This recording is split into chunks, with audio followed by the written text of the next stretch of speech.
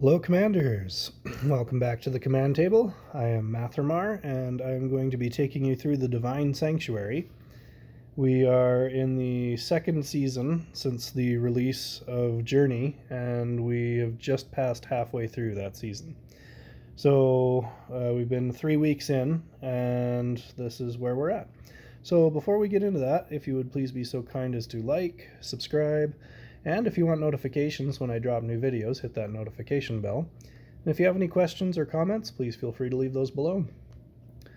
Alright, we are now facing enemies that are in the level 10 range, and I've been trying to keep my units kind of 2 levels away.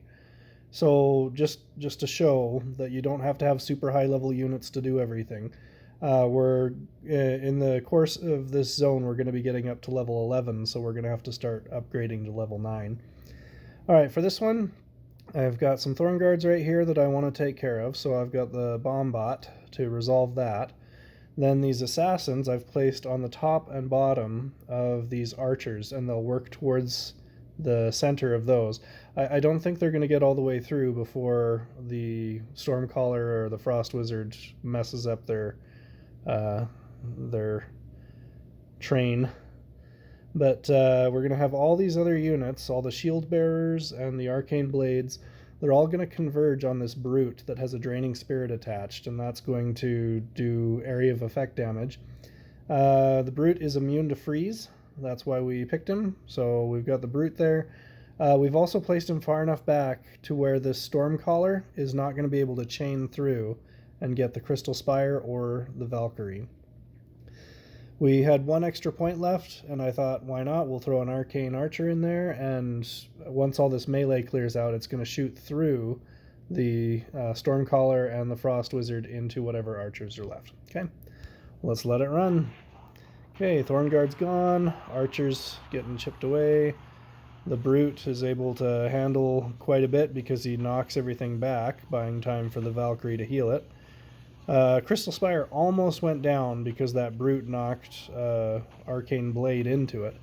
And now watch as the Arcane Blade starts to shoot through the Stormcaller and the Frost Wizard to kill the rest of those archers.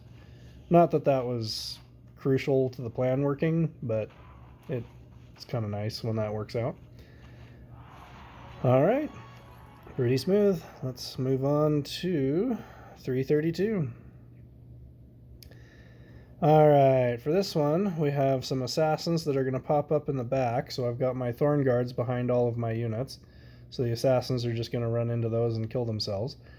Everything else is designed to go over the wall, with the exception of the Warhounds. I just didn't have enough of the Wraiths and Arcane Blades. So I just tossed in the Warhounds. They'll chew through a wall fairly quickly. My Assassins are going to pop over here and get the Catapult and the Stormcaller, and then start working on everything else. But all these units are designed to just skip over the wall and start working over whatever's left. So let's go ahead and let it run. Okay, Catapult and Stormcaller down. Got it before a shot went off. The Assassins run into my Thorn Guards, which barely survive. And everything else breaks through the wall and cleans up the Brutes and the Earth Elemental. Okay, 333.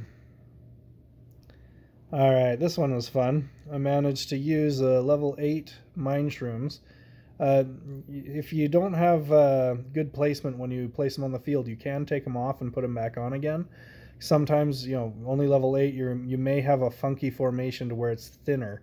It may be more horizontal than vertical. So I've got a good vertical spread on this, and that one group of Mind Shrooms is going to catch both of these battle wagons.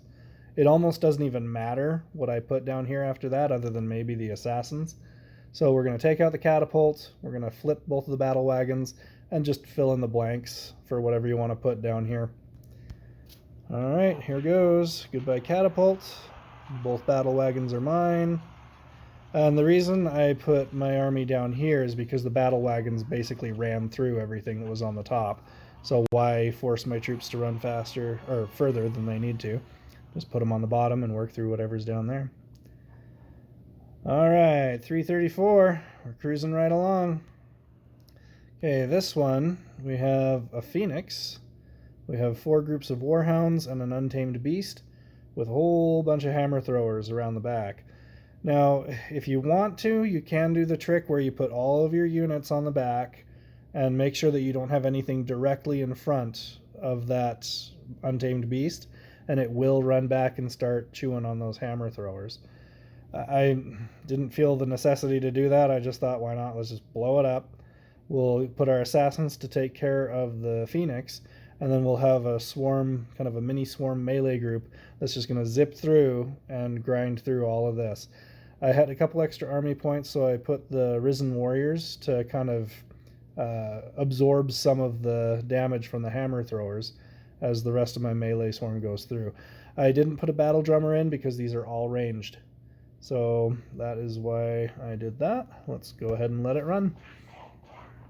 Okay, goodbye Beast, goodbye Phoenix right before it gets its gust off. And the Risen Warriors just in time to absorb some fire while my Wraiths, Warhounds, and Direwolves clean up whatever's left. That Phoenix pops back up, but it's right in the big middle of everything, so it doesn't even get a shot off. Alright, let's move on to 335. Okay, this will be the last one for this video. We have a Soul Pylon, a lot of Plague Bearers. We have a Death Knight and a Stormcaller with some Risen Warriors in the back. So I've decided that what I want to do is get that Soul Pylon out of the mix. So I've put 2 bomb bots, the first one to clear the Plague Bearers, and the second one to come through and take out some other Plague Bearers as well as the Soul Pylon. The other 2 bomb bots, that's again just to kind of clear that front line and soften it up. There's not going to be a whole heck of a lot left because this second bomb bot's going to take out a fair chunk of both of these groups. The assassins are going to take out the Death Knight and the Stormcaller, and then whatever's left from here will be easily burned down by these Crystal Spires. And then all these Risen Warriors are going to pop up in the back. They're going to hit these entangling roots and all kind of coalesce around this freezing trap, and then it's going to catch every single one of them, and my 2 Crystal Spires are just going to leisurely grind through all of them. What you'll notice though, and pay attention to this, one of these assassins, I don't know from which group, it ends up catching Plague, so that ends up becoming an issue as they come back to take care of the Risen Warriors. They undo the freeze from that freezing trap, so pay close attention to that. But let's get through the first part first, and then we'll kind of watch as that happens. Okay, Bombot clears up a huge chunk of those second groups in the back. Okay, here comes the Risen Warriors. They're all converging on that freezing trap, nice and tightly packed. Poof. Okay, now notice we've got our assassin with some Plague on him. So every time he hits something, he's going to transfer Plague to it and unfreeze it. So not a huge deal, but that was a bit of a nuisance. Okay, there it is, 335. That's the first 5 battles of Divine Sanctuary. Thank you for watching. Again, please do like and subscribe, and check out thecommandtable.com where we have tutorials, raid strats, and in the near future we will be adding merchandise and a comic strip. Thanks for watching. We'll have more for you soon.